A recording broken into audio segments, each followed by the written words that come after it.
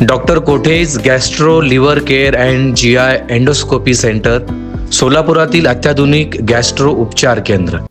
प्रभाग क्रमांक 19 मधील शिवसेना शिंदे गटाचे अधिकृत उमेदवार श्रीनिवास कर्ली, पवन देसाई, प्रियांका शरद विटकर आणि सुनंदा अनिल जमादार यांनी मतदारांच्या गाठीभेटीला वेग दिला आहे.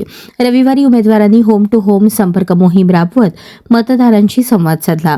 विष्णुनगर, शोभादेवी नगर, स्वागतनगर परिसरात होम टू होम प्रचार करत मतदारांना धनुष्यबाणावर मत देण्याचे आवाहन करण्यात येत आहे.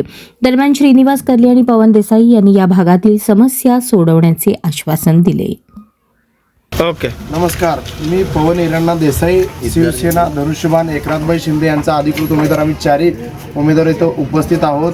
आम्ही इथं आमचे काका लक्ष्मण काका दिंडूर यांना मानाला वर्ग या परिसरात भरपूर आहे. यांना घेऊन आम्ही डोर टू डोर प्रचारासाठी आम्ही उतरलेलो आहे.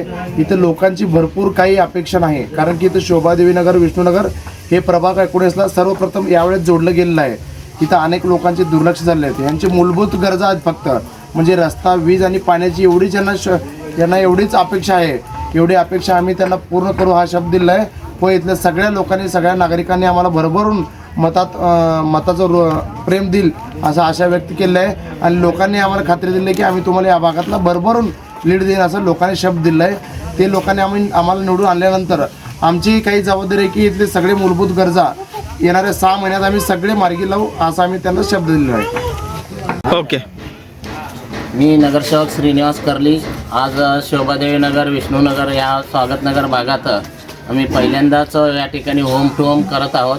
या ठिकाणचे कार्यकर्ते आम्हाला या ठिकाणी लाभल्यामुळे त्या कार्यकर्त्यांसोबत हिंदू मुस्लिम सगळे एकत्र येऊन आम्ही शोभादेवी नगर विकास करण्याचा या ठिकाणी त्या भागात ज्यावेळेस जात होतो त्या ठिकाणी उत्स्फूर्त प्रतिसाद मिळत आहे. आणि भाजप आणि धनुष्यबाण ह्या दोघात लढत असल्यामुळे आम्ही धनुष्यबाणासोबत राहू असे प्रत्येक ठिकाणी त्यांचं उत्स्फूर्त प्रतिसाद त्या भागातून मिळत आहे.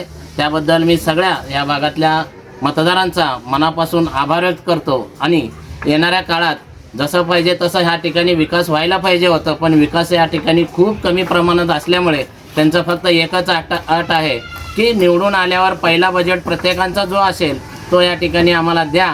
आणि या भागाचा विकास तुमच्या नीलमनगरला ज्या पद्धतीनं विकास झालेला आहे त्या तुलनेत आम्हाला विकास करून द्या असे या ठिकाणी सांगण्यात आले. आम्ही त्यांना सांगितलं, मी अभ्यासू नगरसेवक 3 वेळा नगरसेवक असून सभापती झालो आहे आणि महापालिकेत सभागृह भूषवलो. तुमच्यावर विश्वास आहे आम्हाला, म्हणूनच आम्ही तुमच्या पाठीशी राहू असे अनेक लोकांनी या ठिकाणी शब्द दिले. त्याबद्दल मी त्या मतदारांचा मनापासून आभार व्यक्त करतो आणि शोभादेवी विष्णुनगर परिसरातील मतदारांचे मी मनापासून आभार व्यक्त करतो.